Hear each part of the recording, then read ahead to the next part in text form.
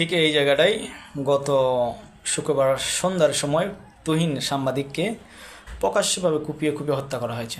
প্রায় ৫-৬ জন সন্ত্রাসী মিলে চাপাতি দিয়ে ধারালো অস্ত্র দেখে এখানেই খুন করা হয়েছে। এই জায়গাটায় কিন্তু সবসময় অসংখ্য মানুষজন থাকে, যেহেতু একটা চৌরাস্তার মোড়, আর বিশেষ করে এই সাইডে বিকেল সন্ধ্যাবেলা ছিল আরও লোকজন ছিল। এত মানুষজনের থাকার সত্ত্বেও কিন্তু এখানে তাকে কুপিয়ে কিন্তু প্রকাশ্য কুপিয়ে হত্যা করা হয়েছে। এখন প্রশ্ন হলো যে এখানে কিন্তু চেকপোস্ট, পুলিশের চেকপোস্টও ছিল। একটা ভিডিওতে দেখা গেছে যখন প্রথম যখন ধরছিল তখন কিন্তু একজন পুলিশে নাকি বলছে যে ভাই তোমরা এখানে মারামারি না করে অন্য জায়গায় নিয়ে যায় মারামারি করবা, তাকে মারো।